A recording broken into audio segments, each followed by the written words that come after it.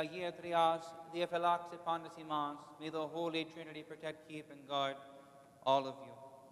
You may be seated.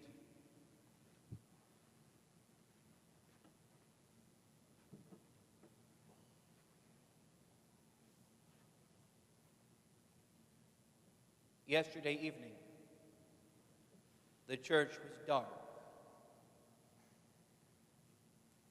and we grieved as we looked upon the face of the Lord in death upon the cross.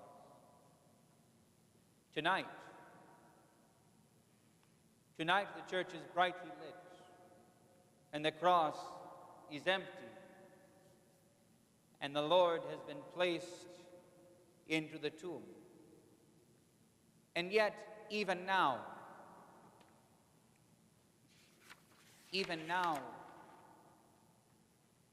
we meditate upon two realities at once.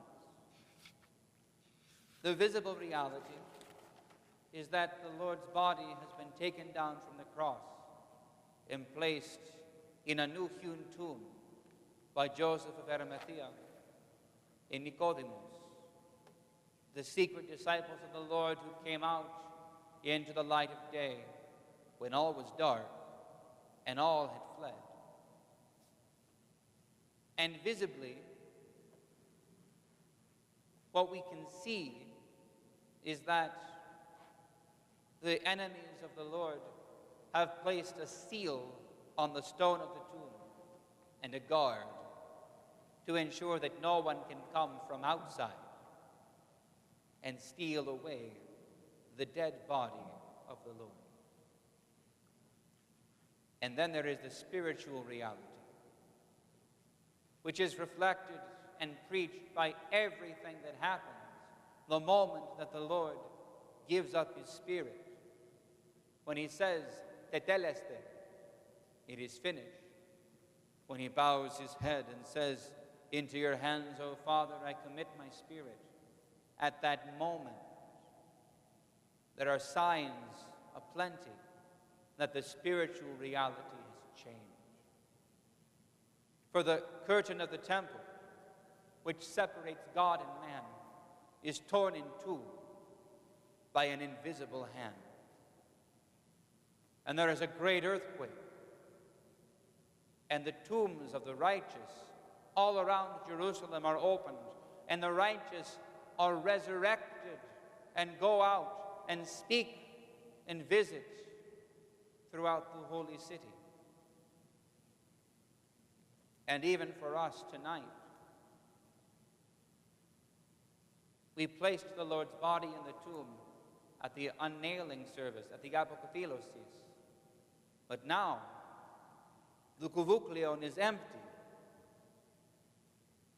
The body of the Lord, which the Epitaphios cloth represents, has already been taken inside of the altar and placed on the Agia Trapeza, where you can see it hanging down in front, the lighter red.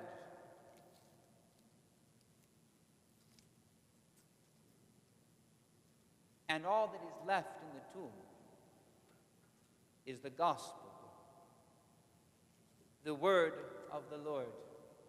And something about this has changed.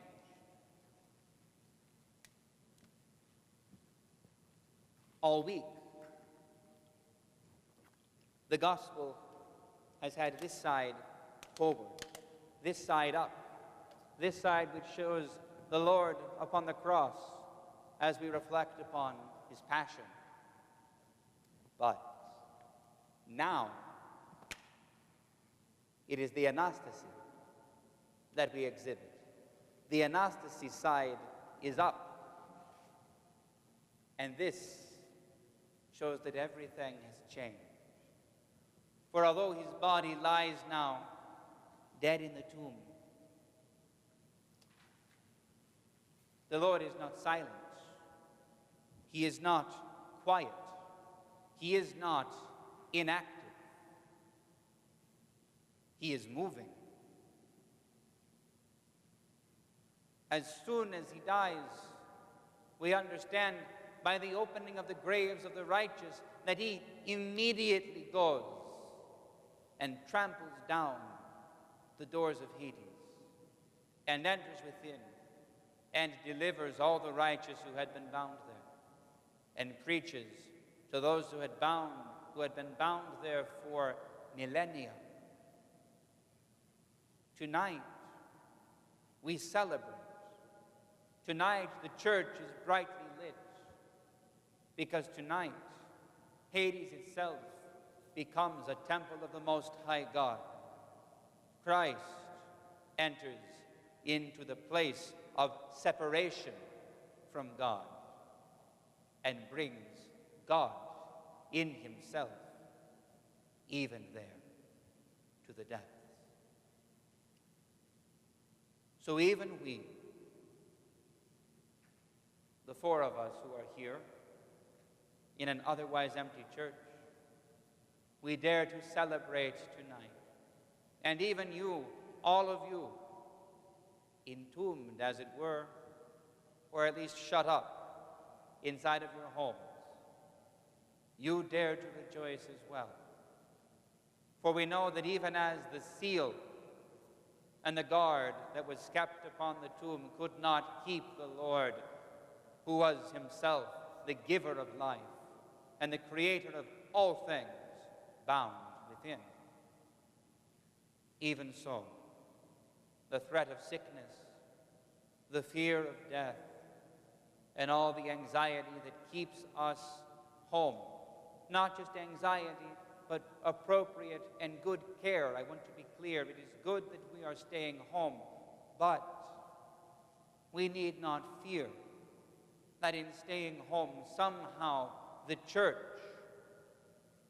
the gospel, the Lord will suffer any harm. The gates of hell cannot stand against him. And therefore we celebrate life and triumph and health and resurrection tonight.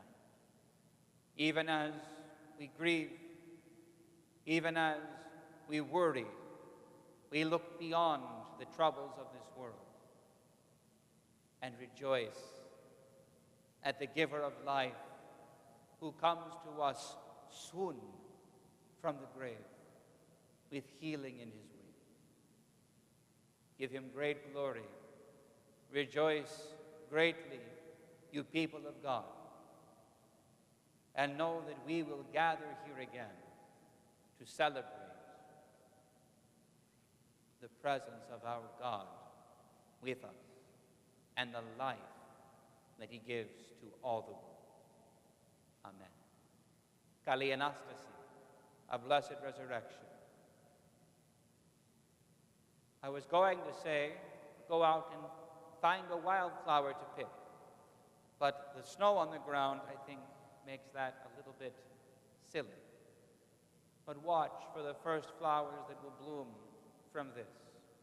For these flowers in your yards, these are the flowers of the Epitaphios, the flowers that sprout forth from the ground that held the Lord, but did not contain him, and becomes a sign of life and joy every spring for all of us. Watch for the flowers to come, and may the Lord bless you all.